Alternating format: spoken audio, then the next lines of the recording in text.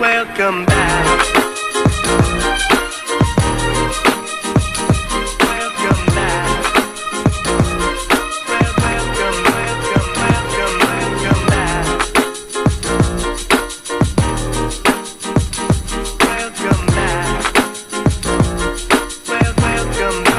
Welcome back. Welcome to Tea with Honey. It's your girl, HoneyDaVinci, and I'm back with another video. So today I'll be doing another segment of the review, and I'll be covering Love and Hip Hop Atlanta, Season 10, Episode 12. So this episode was an entertaining episode. I'm glad because I know you guys, I told you last week that I almost didn't record because I was just like over the storylines that they were trying to like make the focal points of the episode and things like that. And, the situation with Safaree and Erica, it has just been long and drawn. And come on, give us something new, you know? And so I think they did that on this episode. And so the episode starts off with Yandy and Mendice's preparing for Yandy's grand opening for her product, Yell, which is a all natural skincare line. And I have to say, Yandy has really been doing a damn thing. Like, I really like seeing her. She is the true definition of Black excellence, as I stated in a previous video, all the things that she does for the community. And I think that has a lot to do with why she is having so many blessings poured on her, because of her ambition, because of her drive, first and foremost, but also because of the positive karma that she's putting out into the universe. And this isn't to say that Yandy's perfect. It's just me taking a moment to acknowledge, all of the boss moves that she makes and all of the accomplishments that she has achieved, as well as all of the good that she also does for the community. So in the process of them preparing for the grand opening, Yandy is, talking to Mendices about the whole situation between Safaree and Erica because, they're talking about the guest list and who they're going to invite. And, Mendice has already invited Safaree and Safaree basically asked Mendices not to invite Erica. And I really can't stand Safaree. Like, oh my gosh, I have some words for him, but I'm going to save it for later in this segment. But I really have some serious words for Safaree because I'm really not here for it. I'm not here for it. I'm not here for him. I'm not here for the antics. I'm not here for none of it. But we'll talk about that later. So, Yandy's like, listen, Erica's my friend, Safaree's my friend. I invited both of them. They both should respect me enough. They both should know not to cause any drama at my event, and everything should be cool. You know what I'm saying? And then as this is happening, young Jock and Kirk Frost come up. And so, Jock had just got into an altercation with his son Armani on a previous episode, and so he just basically is filling everybody in on what happened and basically getting advice from the guys because he feels like he's losing his son and he doesn't know what to do because he is definitely afraid of his son being killed in the streets because he sees his son going down that path that a lot of people's sons have gone, that's in his circle, where they've lost their lives. And he doesn't want to lose his son, and he doesn't want his son to die, essentially. And it's coming off very harsh in the eyes of his son because his son is used to his dad, I guess, being more playful, and you know how Jock is. And so with the situation, he feels like, his dad is trying to control him, but that's not the case. His dad is really just looking out for his well-being and trying to guide him and is trying, like, I see that part of you that was me when I was your age, and he's trying to redirect him, but he's not understanding what that is. And so it's triggering him to lash out and misbehave. And Jock, trying to fight him definitely isn't making the situation better.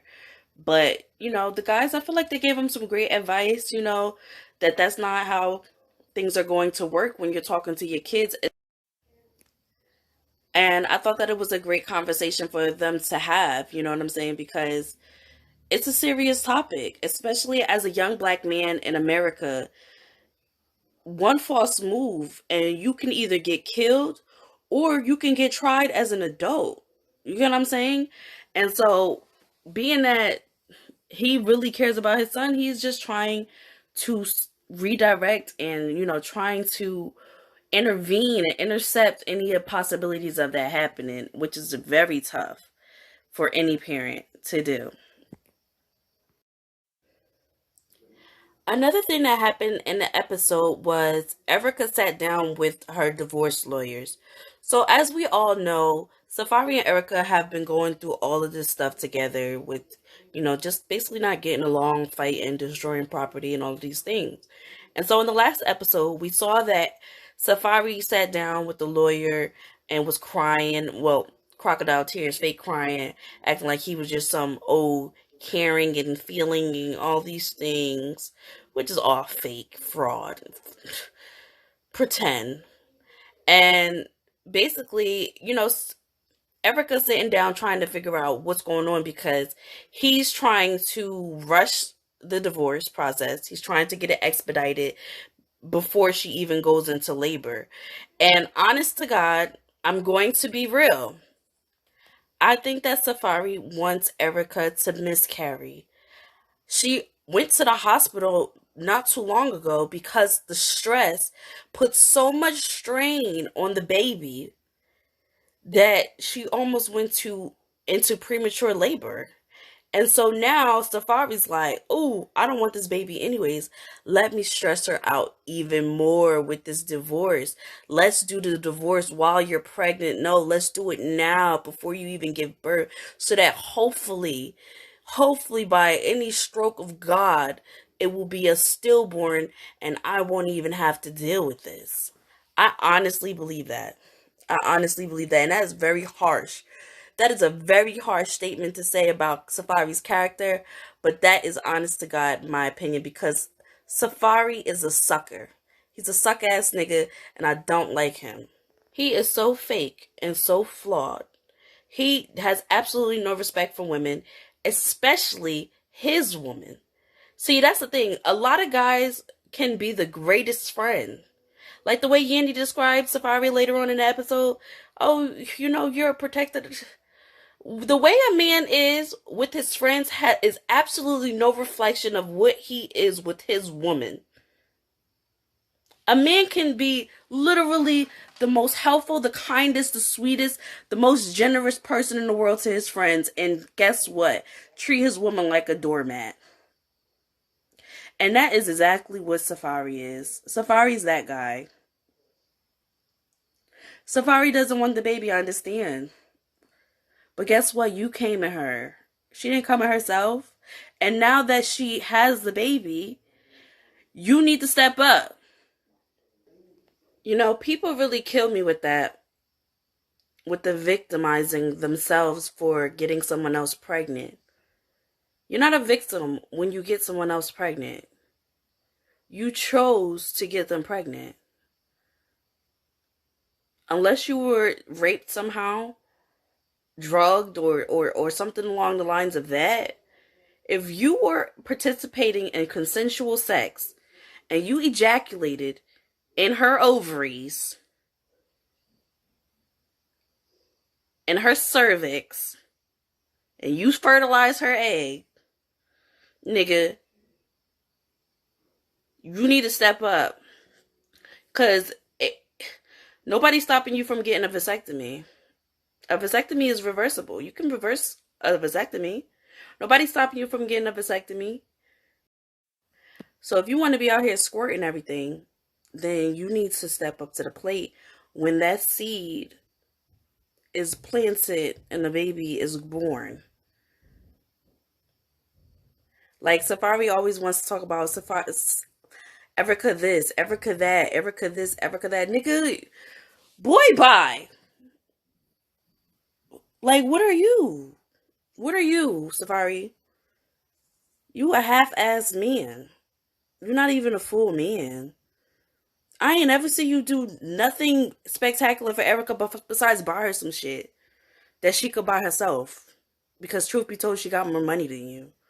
So, like, at the end of the day, I ain't never see you do nothing spectacular for Erica, but I done seen Erica put a lot of effort in to make you happy. You couldn't even be there for Erica while she's pregnant.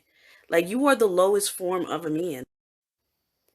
We ain't talking about just some girl on the streets. We're talking about your wife, the person that you boo-hoo cried at the altar over. Now your dumbass over here riding the motherfucking four-wheelers and you're out your backyard because she tell you that she's pregnant. And it's just like disgusting. It's just disgusting. Like, fuck you, Safaree. And that's a fact. Fuck you. And that's for Erica and any other female that you ever made feel that way. Another key moment that happened on this episode was basically Scrappy put on a post on social media talking about mental health between, men and having to bottle up their feelings and things along the lines of that. And it was a very, scary post because it had a lot of, undertones of suicide and suicidal thoughts because he definitely talked about suicide in the post.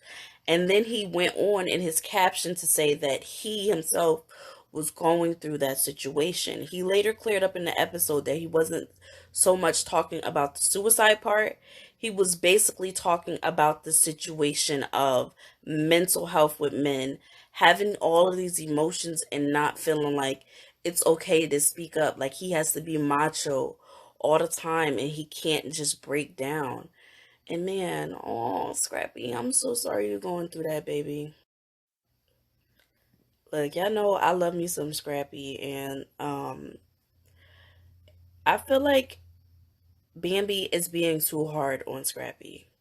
Maybe it's the hormones, but he went on to express to Kirk and the DC's at like he visited, Frost Bistro because everybody was concerned about him, and he let them know like this is what's going on. But I feel like the guys definitely gave Scrappy a lot of great advice. They let him know that marriage is going to go through tough times. And you can either buckle down and fight for your relationship or you can tap out. But they really understand like that's not really what you want to do, Scrappy. It's just rough. And y'all will get through this. Not like anybody's cheating on each other. Y'all going through a little hardship where honestly, if y'all really just took the time, and this is me, this is my advice, if y'all really just sat down and communicated and actually looked at each other from the perspective of y'all are not enemies. Y'all not enemies.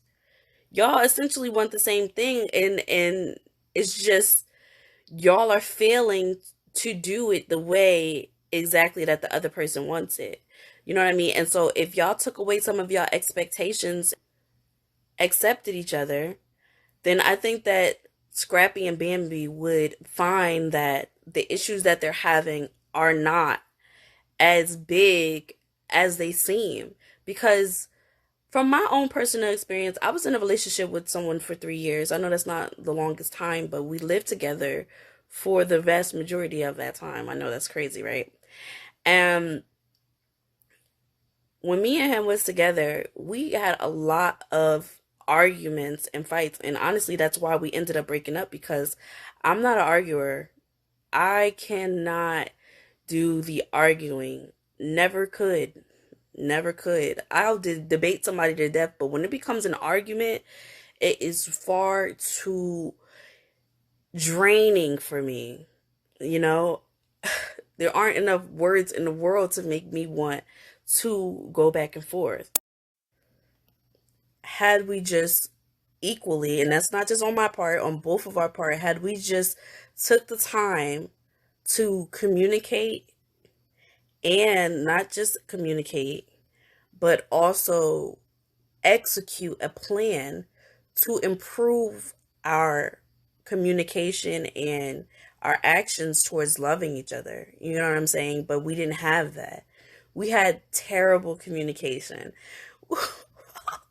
We were like Bambi and Scrappy because like he wasn't cheating on me, I wasn't cheating on him, and it was just a situation where We just argued and we picked each other apart. Like, some days I'll let him slide, some days I'll go back at him, you know what I mean? It was just draining. And so it really wasn't until the relationship was over we got some space and got some time to breathe, that equally, because we still communicate. We're good friends to this day. Like, that we probably could have worked things out, but it just didn't happen that way. And that's unfortunate. But I think that's the same thing that's happening with Bambi and Erica. Oh, I said Bambi and Erica. Scrappy and Bambi. Because what are y'all really beefing about? Okay, okay, Bambi, he's not helping you as much as you would like. Okay, so get a nanny. Y'all got money, get a nanny. And if you feel like all of your money is going towards the bills, then why are you complaining about him being on the road trying to make money? Sometimes we are responsible for our own headaches. Sometimes you just gotta say, okay, it is what it is, and allow him to go figure out what he's trying to figure out. If it is a means of financial, you know what I'm saying? If you expect that man, that's a man, to stay in the house with you because you got comfortable during the pandemic, that's wrong. That's wrong, Bambi. It's wrong. You gotta let him go figure it out. That man was highly successful at some point in time, and he is not there anymore. And to stop him from reaching that goal or reaching another goal or allowing him the space to find a new goal is not good. You cannot do that to a man. You know what I mean? And so I think that she's being too hard on him. I think that Scrappy is a good man. Like, I really think he loves Bambi wholeheartedly. And I think that she's so comfortable that instead of realizing that, I think that she is trying to change him. And because he's not ready to just do whatever she says, it's causing her to react. And I saw them argue, and I know that they go back and forth. Scrappy ain't no saint. He definitely digs into her. He antagonizes her as well. And just need to work on their communication. That's really what I think. I really think that if they let this relationship go, they are going to regret it in the end. And I really like the fact that, Kirk and Mendices gave Scrappy great advice. They told him not to give up. And I love seeing that. Like, oh my gosh, that's awesome. Like, because I have guy friends. I have a lot of guy friends. I have more guy friends than female friends, and we communicate. Sometimes I'll talk to them about relationships and stuff, and apparently guys don't really get involved in other guys' relationships like that. They don't really give each other advice like that. And I think that it's totally as backwards, because just like Scrappy said, sometimes you need somebody to pour all of that onto. And I know some people would be like, "Oh, don't pour your shit on me." Listen, I'm pouring my shit, and if you somebody I can't pour my shit on, then you can't be around me. Cause sometimes I need to pour my shit on somebody. And if you ever need somebody to pour your shit onto, I'm one of those people you can come pour your shit onto, and I'll give you advice and everything. And my advice is not biased. You know what I'm saying? So that was that. But apparently, the pandemic is the reason that Scrappy and Bambi are going through this, at least through the lens of what Scrappy was saying. He feels like ever since the pandemic, she got comfortable with him just always being there. And now she can't adjust to change. She can't adjust to the fact that life is going back to normal. And now he's about to go handle his business. You know what I'm saying? She got accustomed to him always being there, and honestly, that's kind of a quality that I have. It's hard for me to adjust to change sometimes as well, and so I get it. You know, it can be hard, but you're married. Like, how you just gonna let go of your husband like that? You gotta fight for your marriage. You got to. Through sickness and health, like, y'all ain't even get to sickness and health yet. Through thick and thin. You know what I mean? He not cheating on you, girl. Come on. Come on. I understand if he was out dogging you out, but like, the man loves you. Perfect. He ain't never going to be perfect. He's never going to be perfect. You got to understand that the way you see things is not the only way people see things. That's just the way it is. So, Kirk and Rashida was having some issues at their business, the Frost Bistro, with the kids. And somebody basically was stealing food. They were stealing food and snacks, whatever. And they had a manager come in when they went to Dubai to check on everything. And basically, he said he believes that they probably were just giving out free food to their friends or, taking food for themselves. And honestly, my opinion on this situation is I don't have no room to talk. That's my opinion. I don't have no room to talk. Because any job that I ever worked out that had food, I was definitely taking food and eating it. It's just a fact. I was eating it all.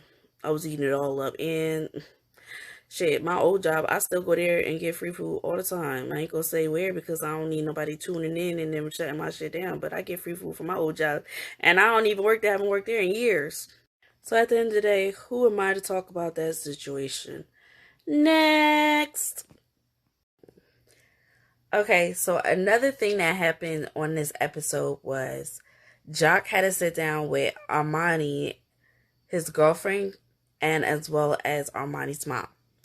And so basically, the whole situation with Armani was crazy. And so I think that this was a different approach for Jock to take with his son. He had the preacher there and everything. And basically, he let Armani know, like, listen, I have multiple friends who literally lost their sons for going down the path that you're going down.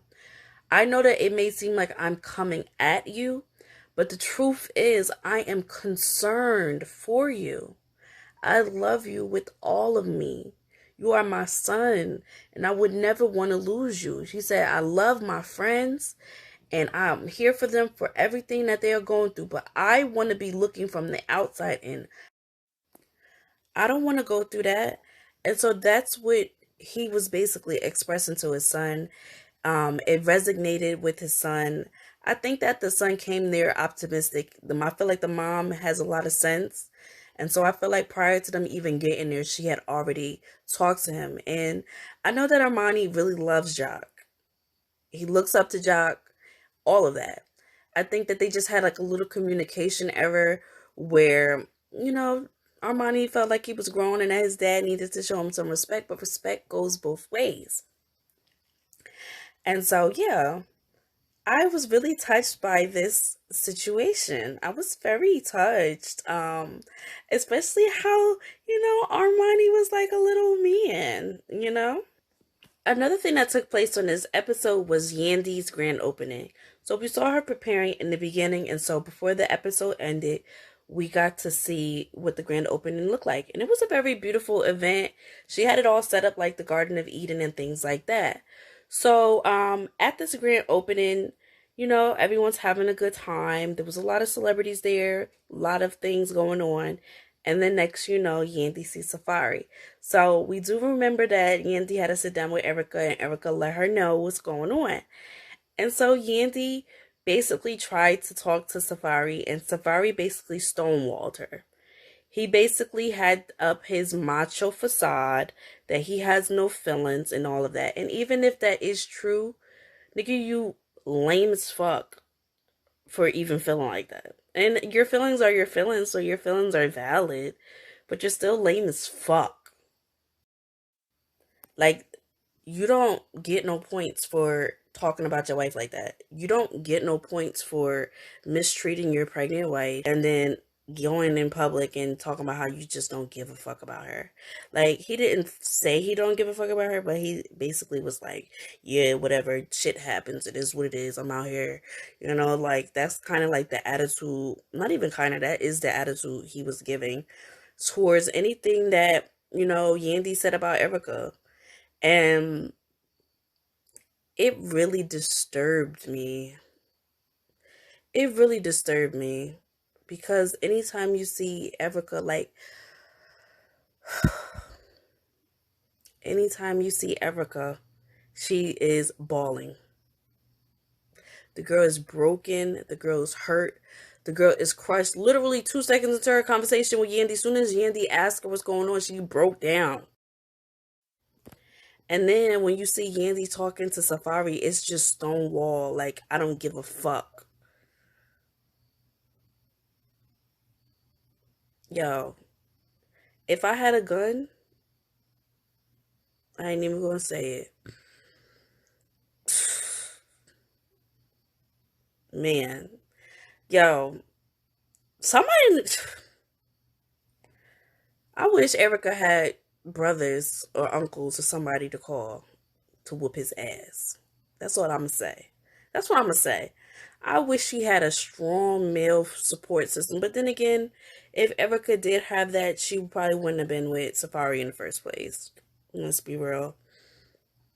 But that's really all I had to really say about that situation. It really had me very disturbed at the difference in the dynamics between the two. Erica's constantly breaking down. Safaree don't give a fuck. It's so embarrassing. It's so hurtful. It's so everything. Like, if you know Erica, yeah, she's spicy. Yeah, she's outspoken. Yeah, she can be a riot. But one thing that I always known or noticed about Erica and some of the other women as well is Erica wants to be loved. She wants to be loved. And yeah, she doesn't have a great, rapport with women. But when it comes to men, Erica loves hard. Now, she didn't treat Sin the best, but when it comes to men, she loves hard. And it's just sad that she went through the things that she's went through, and she changed a lot about herself to be with Safaree. And now it's like a slap in the face. It's like she might as well just become a pimp and just dog niggas out. And I'm not encouraging Erica to do that. All I'm saying is that's how the cycle of trauma, hurt, and deception continues. Because Safaree fuck around and do that shit to Erica after all the things that Erica's already been through, that shit can fuck her up mentally to where now she's out here dogging out any and every man that comes into her life. You know what I'm saying? And then next she ends up finding a really good guy, and she's unable to even trust that he's a good guy because of Safaree's wolf in sheep clothes ass pretending to be just some old prince charming ass. Oh, I just want you so bad, I'm going to just do all these wonderful things and sweep you off your feet just to drop you. And now Erica could take it as, all right, there's no hope for me. Now I'm going to dog you niggas out. But I like the advice that Yandy gave to Erica. She basically just told Erica, like, look, hun, you are going to have to leave him alone. Cut him. There's no other way to put it. You gotta leave him alone. You gotta stop fucking with him because you have to take care of you first and foremost, and then you gotta take care of them babies. And this situation is no good for you or the baby. And anybody who treats you like this, you gotta let go. And I respect Erica. I respect Yandy for telling Erica that, especially since she is friends with Safaree. And I like the fact that, she may have tread the line a little bit, but it's like, what do you expect from friends? What do you expect? She's friends with Safaree, so she's trying to not cross the line. She's trying not to just she's trying not to just go in on him without hearing his side of what's going on. And Erica did confess that she hired a private investigator and found out that Safaree was cheating on her, you know, which is crazy. I mean, it's not crazy because guys do it every day, but it's just crazy how this man hunted her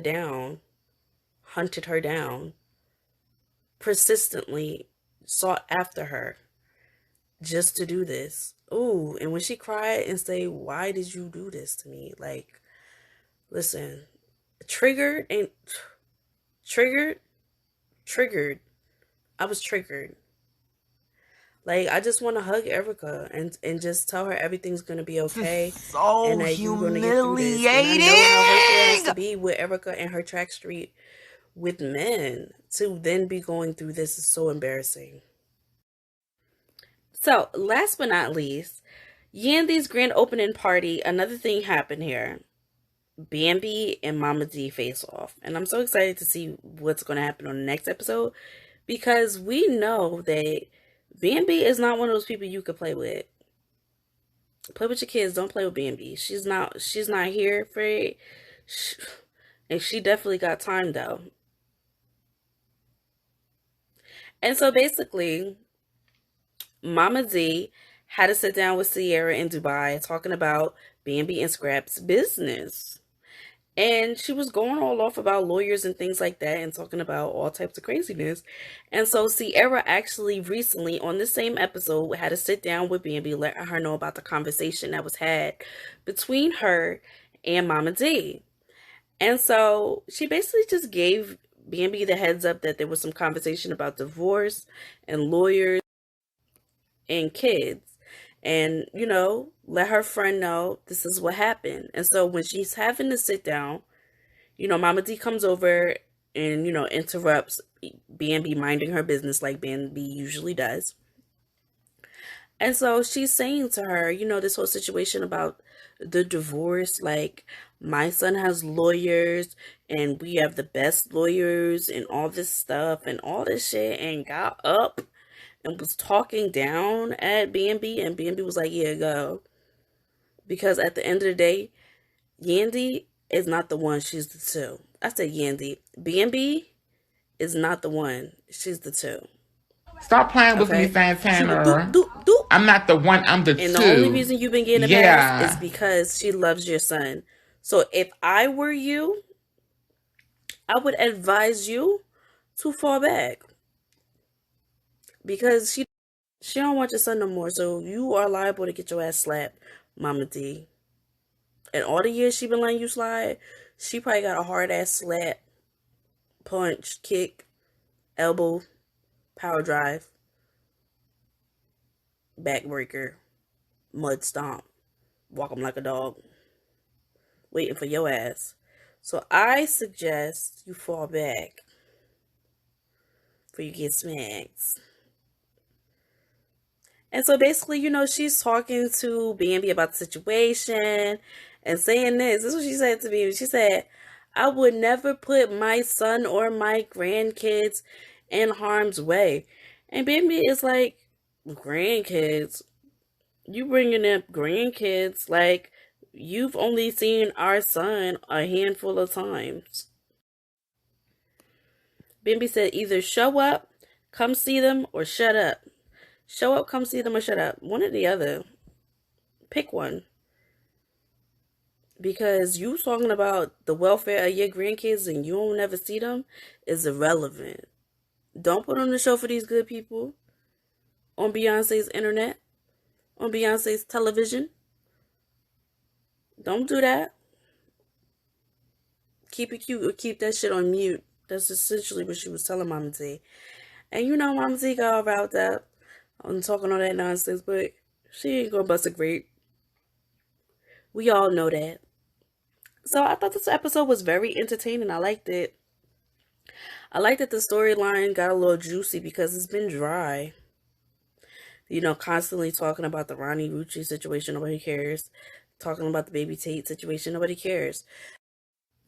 It's good to have the main characters back in the forefront so that we can see what's going on with them, because these are the people we're invested in. You know what I'm saying? period, point blank. But look, I appreciate you guys. Don't forget to like, subscribe, hit the notification bell, and I will catch you guys in the next video.